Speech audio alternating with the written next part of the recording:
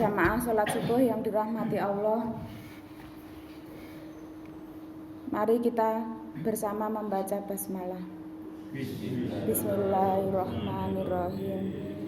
Bersyukur pada Allah dengan mengucap Alhamdulillahirabbil alamin. Bersolawat pada Nabi dengan mengucap Allahumma sholli ala Muhammad wa ala ali Muhammad. Pada kesempatan kali ini saya akan melanjutkan perjalanan hijrah Nabi Muhammad SAW. Rasulullah SAW adalah orang yang tidak pernah berbohong, dan beliau dijuluki Al-Amin, dapat dipercaya. Orang kafir pun percaya padanya, pada ucapannya.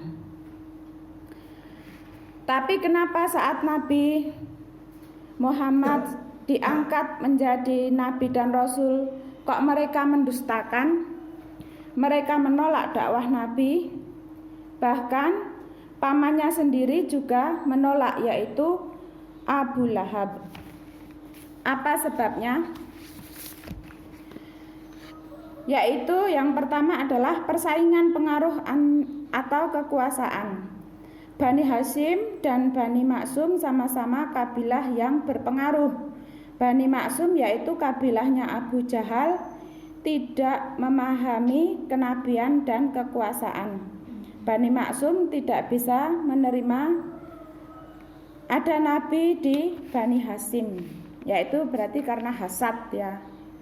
Itulah buruknya hasad, bahayanya hasad atau iri. Yang kedua, taklid kepada tradisi nenek moyang. Taklid adalah mengekor atau mengikuti secara buta tanpa ilmu. Sudah menjadi tradisi mereka menyembah berhala, maka tidak menerima agama tauhid yang menyembah Tuhan yang Maha Esa. Yang ketiga, hilangnya mata pencaharian berdagang patung karena dilarang menyembah berhala, jadi tidak bisa berjualan patung. Yang keempat, hilangnya sistem kasta. Islam tidak mengenal kasta, sedangkan mereka menganut kasta.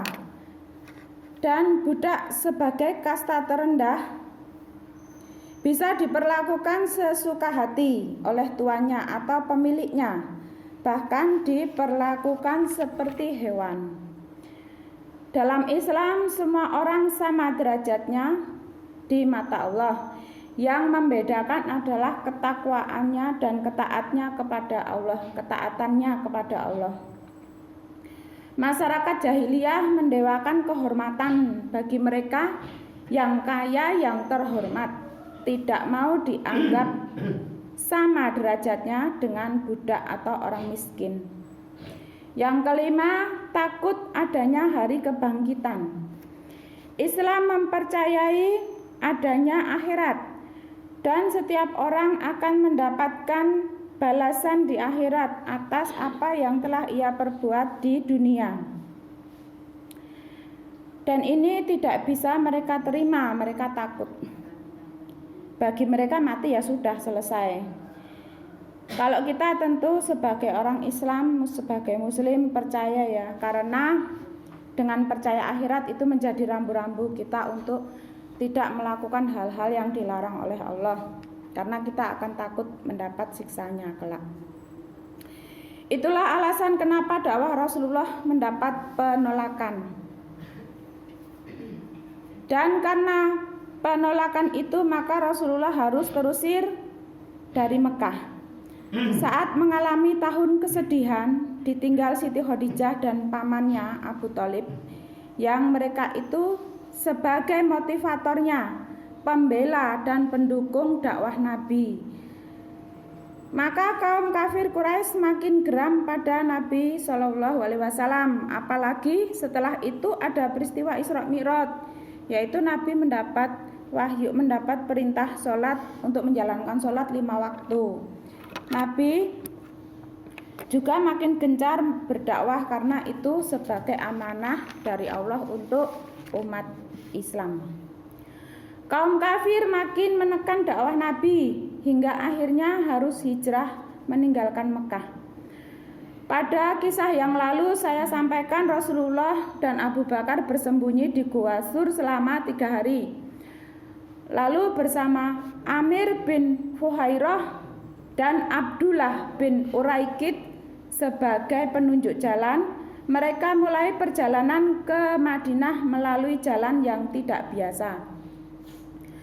Kaum kafir Quraisy karena kehilangan jejak Nabi SAW, maka mereka mengadakan sayembara yang diumumkan di pasar Ukas, bahwa siapa yang bisa menemukan Muhammad hidup atau mati akan mendapatkan hadiah unta 100 ekor.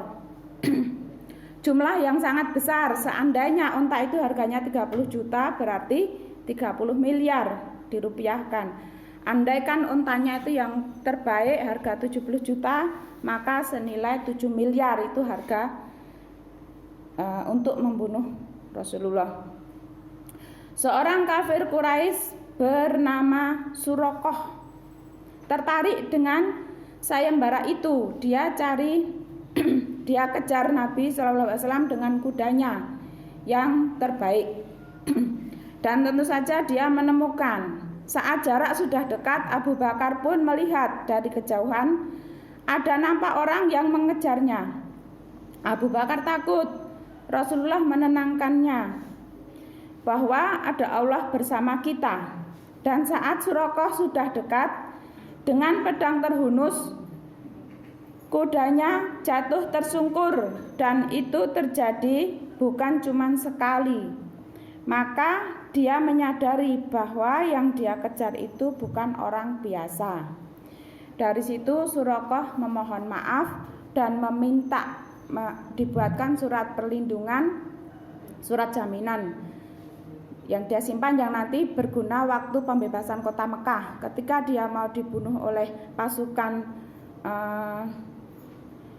Rasulullah, si Surah itu dia mengeluarkan surat bahwa dia sudah dijamin oleh Rasulullah.